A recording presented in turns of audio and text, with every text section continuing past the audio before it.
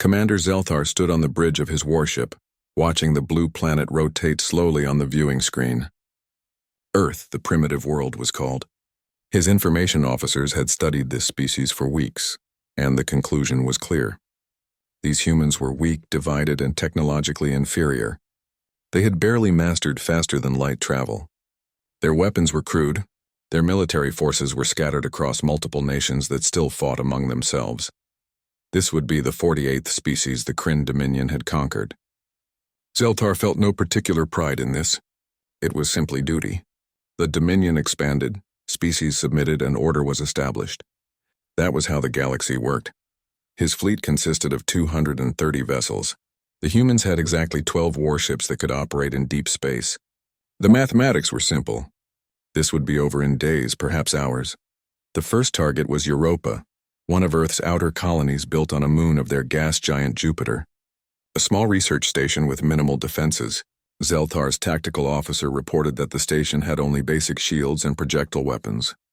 Ancient technology by galactic standards. The attack began precisely at dawn by Earth's measurement of time. Zelthar's cruisers fired plasma cannons that tore through the station's shields like paper. The humans tried to return fire, but their weapons couldn't penetrate Kryn armor. Within 3 hours, the station was burning. Within 5 hours, it had surrendered. Zelthar prepared his standard message to the human government. Surrender your world, submit to Dominion rule, and your people would be allowed to live as servants to a greater empire. Resist and face total destruction. Every species received this message. Most chose survival. He sent the transmission and waited. Protocol suggested a response would come within 12 hours. Species needed time to panic, to argue, to realize they had no choice. The response came in 6 hours. It was not a surrender. It was 4 words that Zelthar's translator rendered into his language. You have made a mistake. Zelthar read the message 3 times. His second officer, a veteran of 20 campaigns, looked equally confused. Species didn't respond like this. They begged. They negotiated. They asked for mercy or time. They didn't issue threats when facing overwhelming force. Perhaps the translation is incorrect, his tactical officer suggested. Run it again, Zelthar ordered. The translation came back identical. You have made a mistake. Send another message, Zelthar decided. Remind them of the station we destroyed. Make it clear what resistance means. Before his communications officer could comply, alarms screamed across the bridge. A human ship had appeared on their sensors. Just one ship. A frigate, barely a quarter the size of Zelthar's flagship. They're approaching at attack speed, his tactical officer reported, confusion evident in his voice. Sir, they're coming straight at us. Zelthar stared at the display. One ship, one small damaged ship was charging directly at his entire fleet. This wasn't a tactic. This wasn't strategy. This was insanity, identification, he demanded. Human records designated as the Defiant. Commander is listed as Captain Jake Morrison. Crew of 63. The human ship opened fire. Missiles streaked toward Zelthar's cruiser. His shields absorbed them easily, but the human kept coming, kept firing. Even as Kryn returned fire tore holes in the frigate's hull, even as atmosphere vented into space, the human ship accelerated. They're not retreating, his second officer said. Sir, they're not retreating. I can see that, Zelthar snapped. Disable their engines. Take them alive if possible. I want to understand this behavior. The Kryn weapons targeted the Defiant's propulsion systems. Plasma bolts ripped through the human ship's engine compartments. The frigate began to tumble, losing control. This should have been the end. The humans should have ejected in escape pods. They should have surrendered. Instead, the tumbling ship's remaining maneuvering thrusters fired, small bursts of thrust that shouldn't have been powerful enough to matter. But they were enough. Enough to change the trajectory slightly. Enough to aim the dying ship directly at Zelthar's flagship. Evasive maneuvers. Zelthar shouted too late. The Defiant, torn and burning, slammed into his cruiser's engine core at tremendous speed. The explosion was massive. Zelthar was thrown from his command chair. Emergency systems screamed. The lights failed. Backup power kicked in moments later, bathing everything in red emergency illumination. Damage report, Zelthar demanded, pulling himself back to his feet. Main engines offline. 3 support vessels destroyed in the explosion. Hull breaches on decks 7 through 12. Casualties estimated at 400 crew. Zelthar stared at the screen where the human ship had been. Nothing remained but debris. 63 humans had just died to damage one Kryn cruiser. By any tactical calculation, it was a terrible trade. The humans had lost their ship and gained almost nothing of strategic value. But Zelthar felt something he hadn't experienced in decades of military service. A cold sensation in his chest. His species didn't have a word for it, but humans did. They called it fear. "Sir, we're receiving transmissions from Earth," his communications officer reported. "Multiple signals? They're broadcasting on all frequencies." "What do they say?" "It's the same message repeated. The Defiant sends its regards. 62 more ships are coming. And we will never stop." Zelthar checked his tactical display. The humans had 11 warships left. Only 11. But as he watched, those 11 ships were moving. Not retreating to defend Earth. Instead, they were spreading out, moving toward his fleet's support vessels, supply ships, and communication relays. "They're not defending their homeworld," his tactical officer said, clearly baffled. "They're attacking our supply lines. Recall all support vessels to the main fleet," Zelthar ordered. "We'll proceed more carefully." But even as he gave the order, he knew something had changed. The mathematics still favored the Kryn. The technology still favored the Kryn. But something about these humans was different. They didn't fight like any species he had encountered. They didn't calculate odds or acceptable losses. That ramming attack had been suicide. Tactically pointless. But every member of Zelthar's crew had watched it happen. Every officer now knew that humans would trade their lives for the smallest chance to hurt their enemy. Zelthar pulled up the human historical database his intelligence officers had compiled. He began reading. Wars. Thousands of years of constant warfare. Humans fighting humans. Humans fighting nature. Humans fighting diseases. Humans fighting extinction events. They had nearly destroyed themselves dozens of times, yet they always survived. He found records of something called World War II. Humans had killed 60 million of their own species in 6 years. He found records of nuclear weapons, bombs powerful enough to end all life on their world, and humans had built thousands of them, aimed at themselves. These weren't civilized beings who had evolved beyond violence. These were apex predators who had spent millennia perfecting the art of war, and now they had spacecraft. Zelthar closed the files and looked at his damaged bridge. One ship. One suicidal attack had crippled his flagship and killed 400 of his crew, and the humans had 11 ships left. For the first time in his military career, Commander Zelthar of the Kryn Dominion considered the possibility that this conquest might not be simple at all.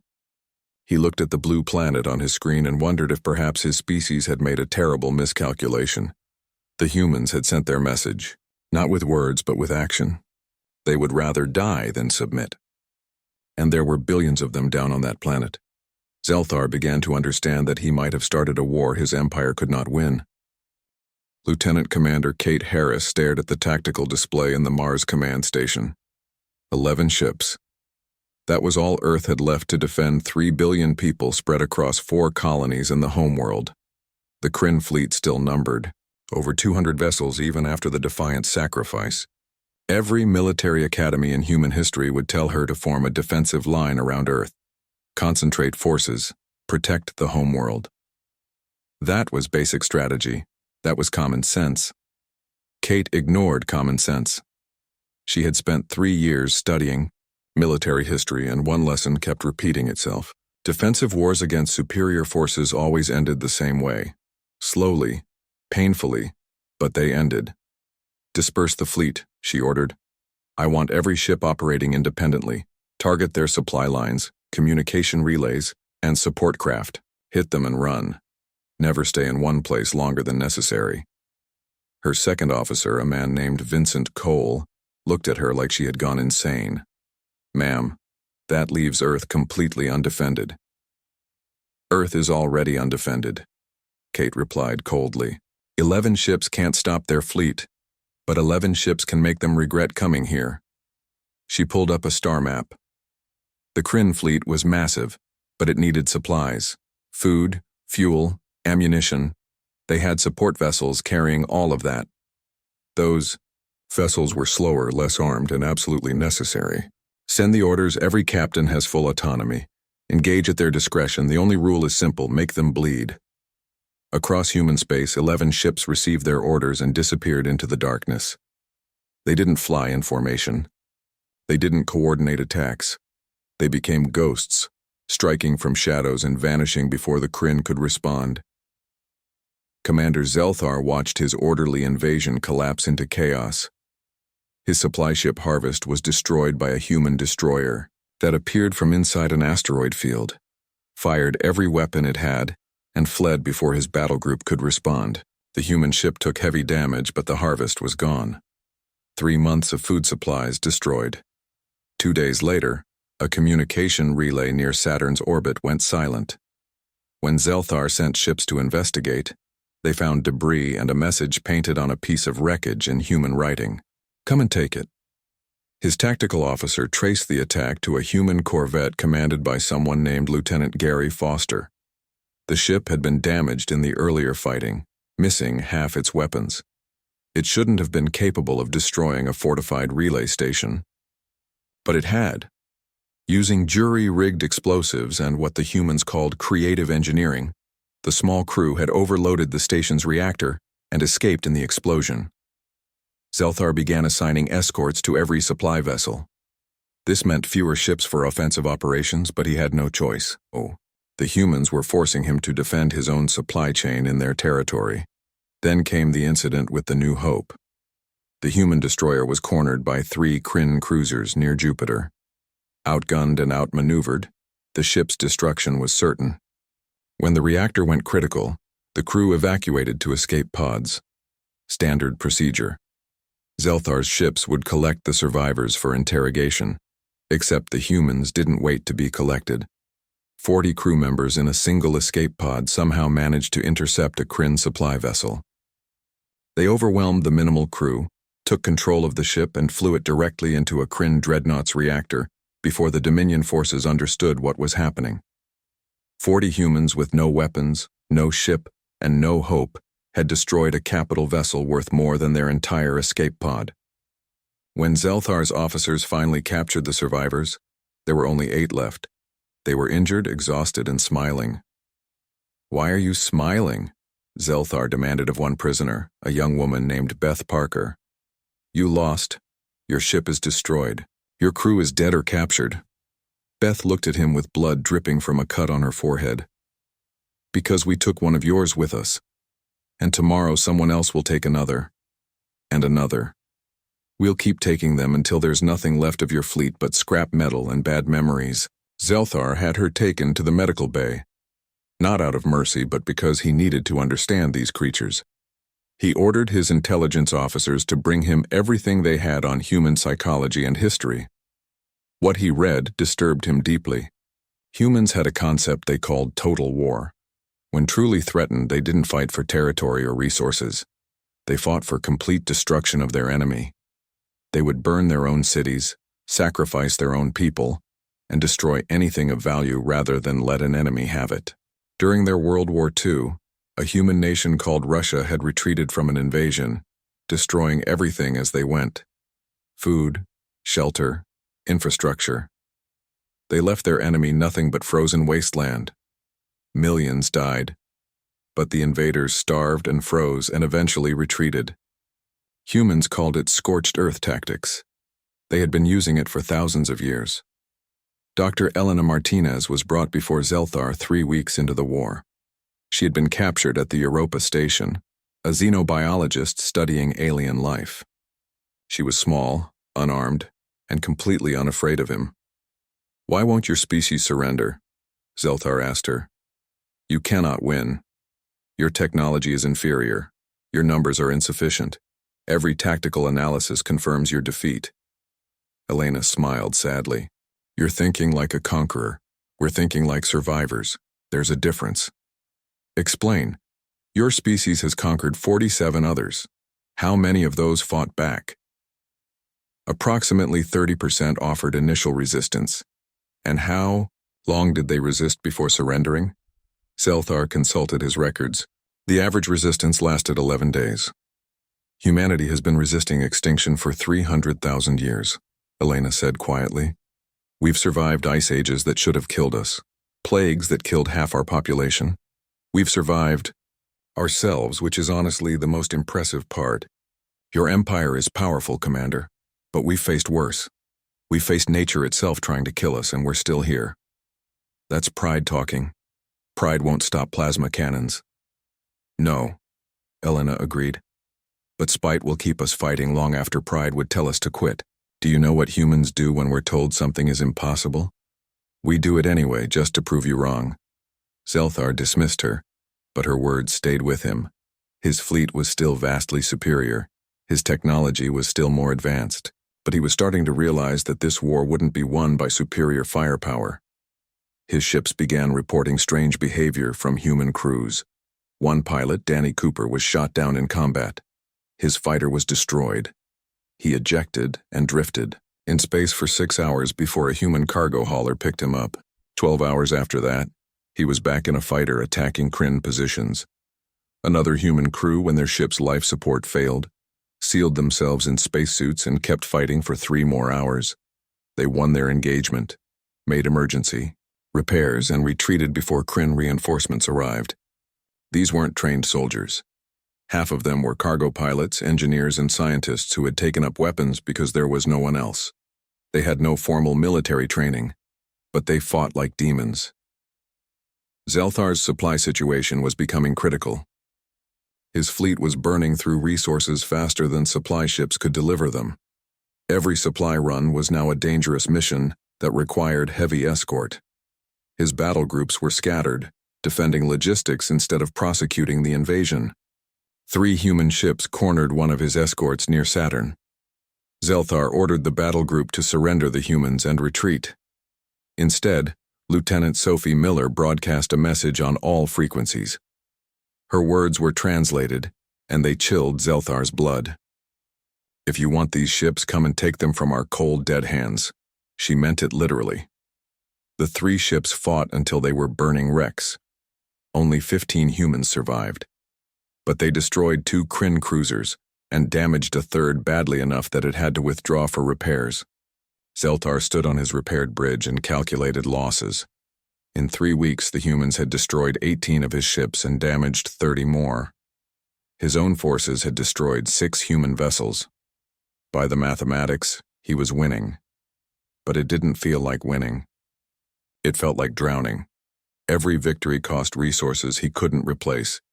Every engagement stretched his supply lines thinner. And there were still 5 human warships out there, hunting in the darkness. For the first time, Commander Zelthar considered the possibility that tactical superiority might not matter. The humans weren't trying to win battles. They were trying to make the war too expensive to continue, and it was working. The colony ship Horizon emerged from faster-than-light travel 3 months into the war. Captain Peter Grant stood on the bridge, staring at the tactical display with growing horror. His ship had been on a deep space mission to establish a new colony 12 light-years from Earth. They had been gone for 2 years. They were coming home to celebrate success. Instead, they were coming home to war. The Horizon wasn't a warship. It was a converted cargo vessel carrying 5,000 colonists, mining equipment, fabrication machines, and enough supplies to build a new settlement. It had no weapons. Its shields were designed to deflect space debris, not plasma cannons. Peter received the emergency broadcast from Earth. The message was simple and desperate. All human vessels were required to join the defense fleet immediately. There were no exceptions. There was no choice. He gathered his senior staff, mining engineers, construction specialists, family coordinators. Nobody on this ship had military training. They were builders, not fighters. "We have 2 options," Peter told them. "We can run to a safe system and wait out the war, or we can go home and help however we can." The vote was unanimous. They were going home. Peter had spent 20 years in deep space construction. He knew how to build things in hostile environments. He knew how to improvise with limited resources. He knew how to make machines do things their designers never intended. Those skills were about to become weapons. The Horizon approached Mars Command Station carefully, broadcasting human identification codes. Kate Harris herself contacted them. "Captain Grant, we're grateful for your return, but your ship isn't equipped for combat. We can evacuate your colonists to Earth, but the Horizon herself isn't going to be useful in this fight." "With respect, Commander, you're wrong," Peter replied. "Give me 2 weeks and a supply of raw materials. I'll show you what a construction crew can do, Kate agreed. She had learned not to question human creativity in desperate situations. Peter gathered every engineer, welder, and fabricator specialist on his ship. They tore apart mining equipment and reassembled it into weapons. Industrial lasers designed to cut through asteroids were recalibrated to burn through armor. Mining explosives were converted into missiles. Fabrication machines that printed habitat modules were reprogrammed to manufacture armor plating. The work was crude. Nothing matched military specifications. But it worked. 2 weeks later, the Horizon undocked from Mars Station. The colony ship was barely recognizable. Armor plating covered its hull. Weapon emplacements jutted from what used to be cargo bays. Its industrial mining laser mounted on the ship's prow was powerful enough to crack a small moon. "This is insane," Kate told Peter over the communication link. "That ship will fall apart if you push it too hard." "Then I won't push it too hard," Peter replied with a grin. "I'll push it exactly hard enough." The Horizon entered its first combat engagement near Jupiter's orbit. A Kryn cruiser detected the strange vessel and moved to intercept. Zelthar's tactical officer reported it as a human cargo ship trying to flee the system. "Disable it and capture the crew," Zelthar ordered. "We need more intelligence on human logistics." The Kryn cruiser approached confidently.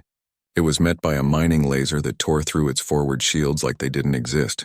The beam, designed to cut through solid rock, melted the cruiser's armor in seconds. Before the Kryn could respond, improvised missiles slammed into its exposed hull. The cruiser tried to retreat. The Horizon, slower but determined, pursued it.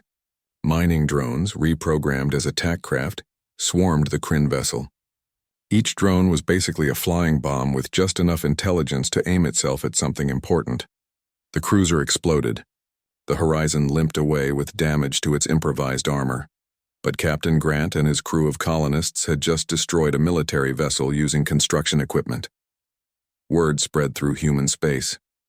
If a colony ship could fight, anything could fight. Meanwhile, Commander Lisa Stone led a team to Earth's moon. Intelligence reports suggested that humanity had been developing experimental weapons in a hidden facility. The facility was supposedly destroyed in the initial Kryn bombardment, but Lisa had doubts. She took a team of 20 engineers and combat specialists to investigate.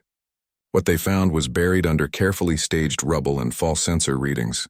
The facility was intact. The human designers had anticipated an attack and hidden their work under layers of deception. Inside, they found prototype weapons that humanity's military had been afraid to deploy. Railguns that could fire projectiles at relativistic speeds, plasma torpedoes that burned hotter than a star's corona, and something the scientists had labeled Project Equalizer. Lisa read the warning labels on the Equalizer with growing excitement. Extreme danger. Theoretical yield exceeds safe testing parameters. Deployment not recommended without extensive simulation. "We're not in a position to run extensive simulations," she told her team. "Load everything onto transports. We're taking it all back to Mars." The weapons arrived at Mars Command Station 3 days later. Kate Harris looked at the Equalizer specifications and went pale. "This thing could crack a planet if it malfunctions," she said quietly. "Then we'd better make sure it doesn't malfunction," Lisa replied. "How many Kryn capital ships are in their fleet?" "Intelligence estimates 36 dreadnoughts and supercarriers. Then we're going to need at least one of these. Probably more." While humanity's improvised fleet grew, Zelthar's problems multiplied. His supply lines were still under constant attack. Now he was facing vessels that shouldn't exist, cargo haulers with weapons, mining ships with military-grade sensors, even a passenger transport that had somehow been converted into a missile platform. One of his officers reported an engagement with a human vessel commanded by a civilian named Carl Jensen. The man was a mining engineer with no combat training. He had modified his ship's mining laser to pulse at frequencies that interfered with Kryn shields. The modification shouldn't have worked, but it did. The engagement cost Zelthar 2 escort frigates. Another civilian, a transport captain named Amy Wright, used her knowledge of cargo logistics to predict Kryn fleet movements. She set up ambushes using nothing but old sensor data and basic mathematics. 3 of Zelthar's supply convoys were destroyed because a civilian cargo hauler captain understood supply chains better than his military strategists. Zelthar began to understand something terrifying. Every human was potentially dangerous. The soldiers were trained killers, but the civilians were creative problem solvers who saw war as just another engineering challenge. His second officer brought him a report that made his blood run cold. The humans had activated something they called the equalizer. Intelligence didn't know what it was, only that human command was extremely careful about how they handled it. "Find out what this weapon does," Zelthar ordered, "and find out how to counter it." Before his intelligence team could report back, the equalizer was deployed. A Kryn supercarrier, the Pride of Dominion, detected a small human corvette approaching at attack speed. Standard procedure was to destroy it with point defense weapons. The corvette exploded before reaching weapons range. But the explosion was wrong. It kept growing. Energy readings spiked to impossible levels. The expanding blast wave reached the supercarrier and kept going. When the light faded, there was nothing left. The supercarrier was gone. Not damaged, not disabled. Completely atomized. 3 smaller vessels nearby were crippled by the blast wave. Zelthar's sensors detected energy readings that matched a stellar corona. The humans had turned a nuclear weapon into something far worse. They had created a miniature star just for a moment and directed all its fury at his fleet. Zelthar's tactical officer calculated the blast radius. If the humans had deployed this weapon near a planet, it would have sterilized the entire surface. "They're insane," the officer whispered. "They built a weapon that could destroy their own world, just to use it against us." Zelthar said nothing. He was reading reports of the human crew that had delivered the equalizer. 6 volunteers. They had known it was a one-way trip. The blast would kill them along with the target. They did it anyway. 6 humans had willingly died to destroy one ship. The mathematics were terrible, but the psychological impact was devastating. Every captain in his fleet now knew that humans had weapons powerful enough to destroy capital ships, and they were willing to die to deploy them. Morale began to crack. Kryn crews started asking why they were fighting this war. What made Earth so valuable that it was worth facing an enemy who treated death as a tactical option rather than something to avoid? Zelthar had no good answer. He was starting to wonder the same thing himself. His fleet had lost 68 vessels, more than a quarter of his original force. The humans had lost 8 ships, but they had also lost thousands of crew members, and they kept fighting. They kept building impossible weapons from construction equipment. They kept volunteering for suicide missions. They kept refusing to understand that they had already lost, except they hadn't lost. Zelthar was starting to realize that. The mathematics said the Kryn should win. Technology said the Kryn should win. But reality was becoming increasingly difficult to reconcile with tactical analysis. The humans weren't just fighting a war. They were fighting the very... Admiral Greg Foster arrived from humanity's outer territories, with a fleet that made Zelthar's intelligence officers question their own sensors. 20 vessels appeared on the tactical display. They were colony ships, cargo haulers, and mining vessels. None of them were military craft. The crew manifest showed 800 humans, and exactly 0 of them had formal combat training. This should have been good news for Zelthar. Untrained civilians and improvised ships. Easy targets. His tactical officer recommended a quick strike to destroy the fleet before it could join Earth's defense. Zelthar approved the attack. 12 Kryn cruisers moved to intercept. What followed was a battle that would be studied in military academies for generations, assuming anyone survived to study it. Admiral Foster's fleet didn't fight like military vessels. They didn't maintain formation. They didn't follow tactical doctrine. They fought like a swarm of angry insects, each ship doing whatever caused the most chaos. A colony ship commanded by an engineer named Carl Jensen used its mining laser in ways that violated every safety protocol ever written. He overcharged the system to 300% of rated capacity, fired it in rapid pulses instead of steady beams, and deliberately caused feedback loops that turned his own ship into a giant electromagnetic pulse generator. The mining laser destroyed 2 Kryn cruisers. The electromagnetic pulses disabled 3 more. Carl's ship nearly exploded from the overload, but his crew managed to shut down the laser with seconds to spare. A cargo hauler captain named Amy Wright had spent her entire career optimizing supply routes. She understood orbital mechanics better than most navigation computers. She used that knowledge to predict exactly where Kryn ships would be, set up ambushes using cargo containers filled with explosives, and turned empty space into a minefield that only she could navigate safely. Her ship, an old hauler called the Pacific Dream, destroyed one Kryn cruiser and damaged two others without firing a single shot. She just dropped cargo containers in the right places and let physics do the rest. The Kryn battle group retreated in confusion. They had faced 800 untrained civilians and lost 7 ships. The humans lost 2 vessels and suffered heavy damage to 3 others. By kill ratios, the Kryn won. By any measure that mattered, they had been defeated. Zelthar read the battle reports with growing despair. The civilian fleet was now joining with Earth's remaining military vessels. That gave humanity 26 operational ships. His fleet still numbered 173 vessels. He still had overwhelming superiority, but superiority didn't seem to matter anymore. His supply situation had become critical.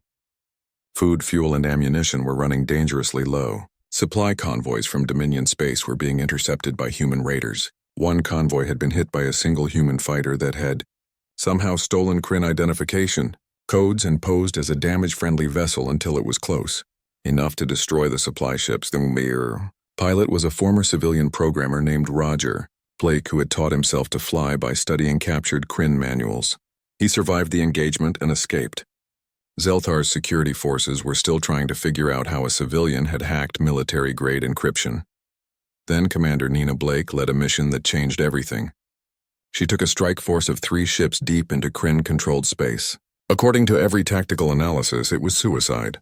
The mission required traveling through 12 Kryn patrol zones, avoiding detection, and attacking a heavily defended supply depot. Nina's team succeeded. They destroyed the depot, 3 months' worth of provisions and the fuel reserves for half of Zelthar's fleet. The attack crippled Kryn logistics and forced Zelthar to pull back his forward positions to shorter supply lines. When Zelthar's intelligence officers finally analyzed how the mission had succeeded, they found something that made no tactical sense. Nina had led her ships directly through patrol zones without trying to avoid them. Instead, she had hacked into Kryn communication networks and broadcast false sensor data, making her ships appear to be friendly vessels on authorized missions. The technique was called social engineering in human terms. It was lying, just lying, and it had worked perfectly because Kryn security systems were designed to stop military attacks, not creative deception. Zelthar's second officer asked the question that was on everyone's mind. "Commander, how are they doing this? They're inferior in every measurable way, yet we're losing." Zelthar had been asking himself the same question. He pulled up human history files again, searching for answers. What he found was both enlightening and terrifying. Humans had a saying, "Necessity is the mother of invention." When faced with impossible situations, they didn't accept defeat. They invented new solutions. During their World War II, one nation had built an entire military-industrial complex in less than 4 years. They had gone from producing automobiles to producing tanks, aircraft, and ships at rates that should have been impossible. Another human saying came to mind. Adapt or die. Humans had been doing exactly that for their entire history. Species that couldn't adapt went extinct. Humans adapted to everything. Different climates, different foods, different threats. They were the most adaptable species Zelthar had ever encountered. That adaptability made them almost impossible to defeat. Every time he found a weakness in human defenses, they changed tactics. Every time he developed a counter to their weapons, they invented new ones. They were evolving their military doctrine in real time, learning from every engagement, and sharing that knowledge across their entire fleet. The Kryn Dominion had spent centuries perfecting their military strategy. It worked against every species they encountered because those species fought using predictable patterns. Humans didn't have patterns. They had chaos barely constrained by coordination. Zelthar received a message from the Dominion High Council. It was not encouraging. The council ordered him to crush the human resistance immediately and execute the human leadership as an example to other species. Resources were being diverted from other sectors. He would receive reinforcements of 50 additional vessels. But Zelthar looked at his current fleet, still numerically superior, still technologically advanced, and he understood something the council did not. More ships wouldn't help. The problem wasn't firepower. The problem was that humans refused to fight the kind of war the Kryn knew how to win. A week later, the second equalizer weapon was deployed. This time, Humanity had learned from the first deployment. Instead of a suicide mission, they launched the weapon from a converted missile platform, remotely controlled from a safe distance. The target was a Kryn command carrier that housed Zelthar's second-in-command and the logistics coordination for the entire invasion fleet. The ship had the best shields, the best point defense systems, and an escort of 6 cruisers. None of it mattered. The equalizer detonated, and for 3 seconds there was a miniature star where the command carrier had been. When the blast faded, the carrier was gone. So were 2 escort cruisers. The others were damaged so badly they had to be abandoned. Zelthar lost his second officer, his logistics coordinator, and 300 years of combined military experience. More importantly, he lost any illusion that his fleet was safe anywhere in this system. The humans now had weapons that could kill capital ships, delivery systems that didn't require suicide runs, and the industrial capacity to build more. His technological advantage was evaporating. His numerical advantage was shrinking. His supply situation was desperate. Morale collapsed across the Kryn fleet. Crews started reporting sick in increasing numbers. Accidents happened with suspicious frequency. Several ships experienced equipment malfunctions that suspiciously resembled sabotage, even though there were no humans aboard. Zelthar's own crew was afraid. They had joined the military expecting to fight primitive species who would surrender quickly. Instead, they were facing an enemy that treated impossible odds as motivation and death as an acceptable trade for minor tactical victories. One of his junior officers asked for permission to speak freely. Zelthar granted it, knowing what was coming. "Commander, why are we still here? Earth has no strategic value. Its resources are common throughout the galaxy. Its location is not important. We're losing ships every day for a world that doesn't matter." Zelthar had no answer. The officer was right. Earth had been chosen as a conquest target because it seemed easy. An easy victory to pad the Dominion's expansion statistics. Nobody had expected this level of resistance. He looked at his fleet roster. 167 ships remaining from the original 230. Human casualties were in the hundreds of thousands. Kryn casualties were approaching 50,000. Both numbers were terrible, but humans had billions more people to draw from. The Dominion had already committed most of their available forces to this sector. If the Council sent reinforcements, they would have to pull them from other conquests, other defensive positions. The cost was becoming unsustainable.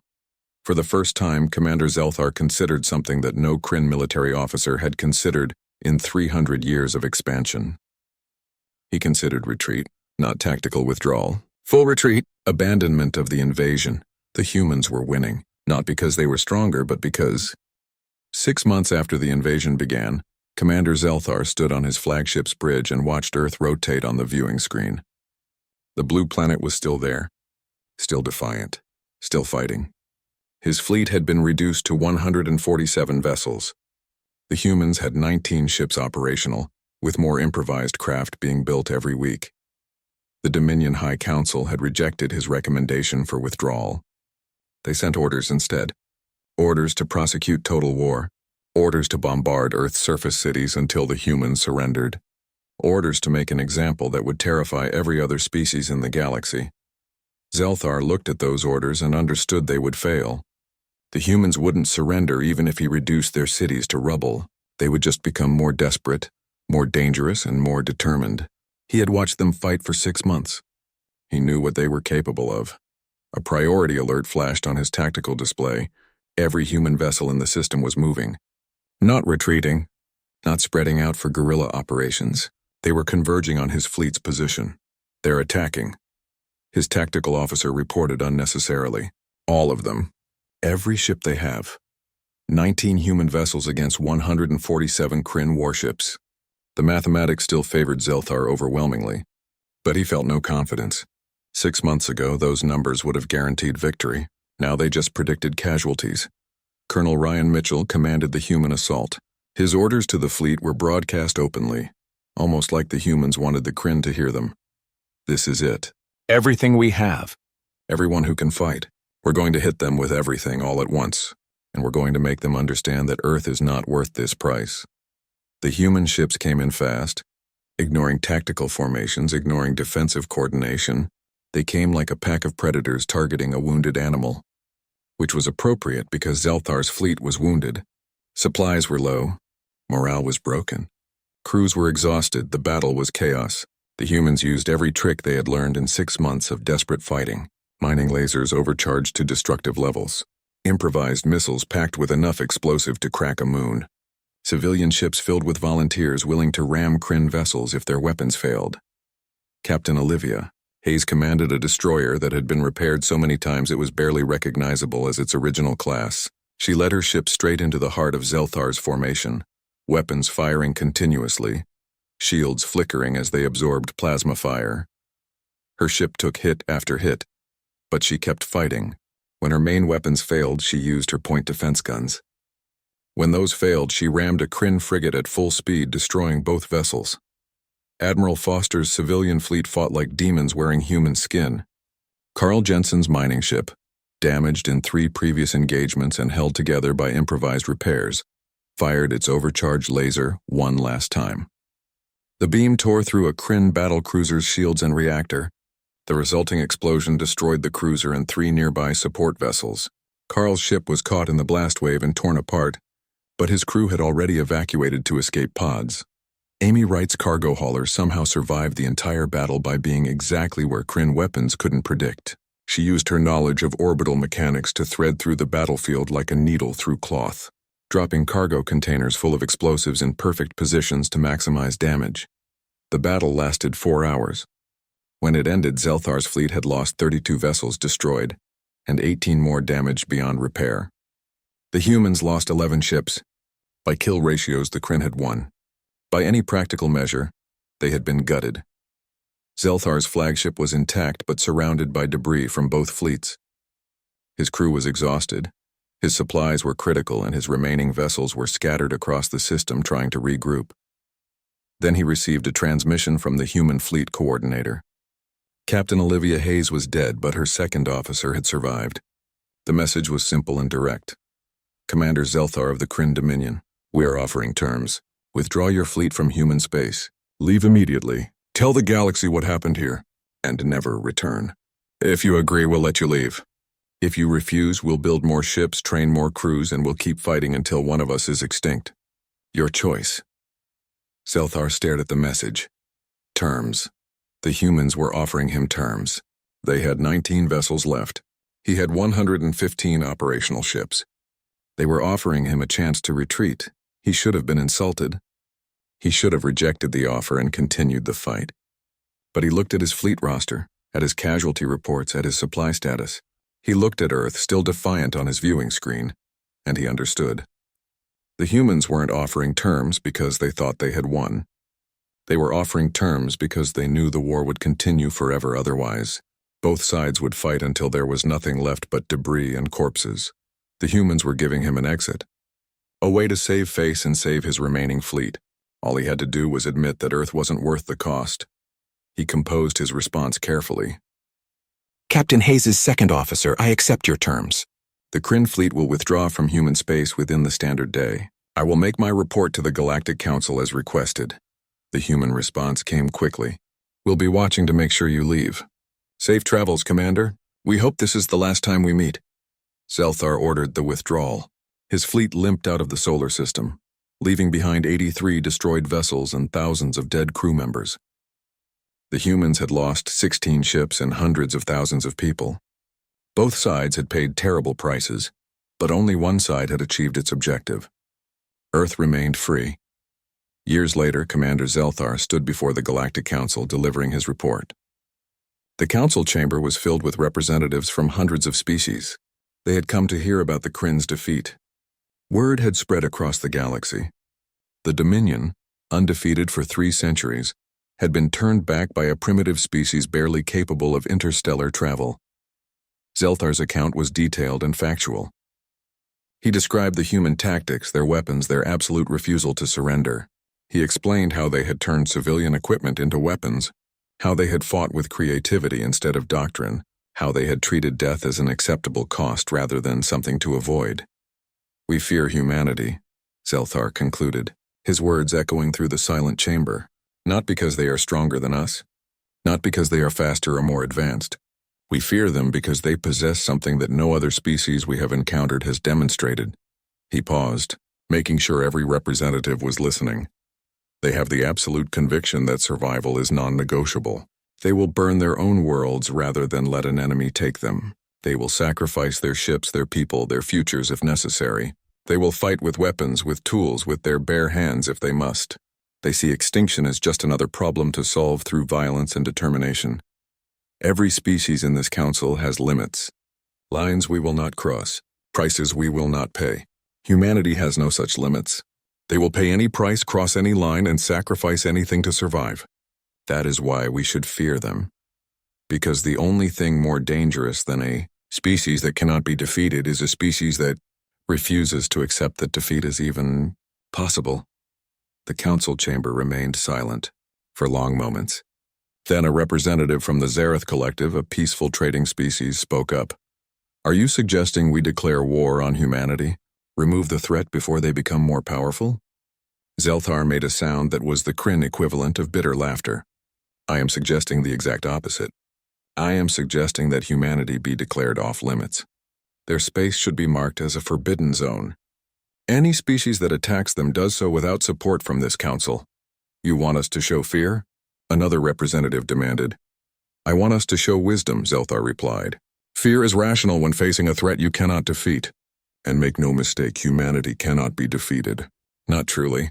You can kill them, but they will make the cost so terrible that victory becomes indistinguishable from defeat. The council voted. The measure passed unanimously. Human space was declared a restricted zone. No member species of the Galactic Council would be permitted to attack human worlds or vessels. Humanity was to be left alone, not out of respect, but out of practical necessity. On Earth, Captain Hayes stood in the rebuilt command station on Mars, looking at the stars through reinforced windows. The repair crews were still working on damage from the war. The casualty lists were still being processed. The cost had been enormous, but Earth was free. Humanity had sent a message to the galaxy. A message written in destroyed ships, desperate tactics, and absolute refusal to submit. The message was simple. We are here. We will not yield. We will never stop fighting. And if you try to conquer us, we will make you regret ever learning our name. Somewhere out there, other species were watching. Other empires were calculating whether humans were worth the risk. Commander Zelthar's account was spreading through diplomatic channels, military academies, and trading posts. The galaxy was learning to fear a species that had barely achieved.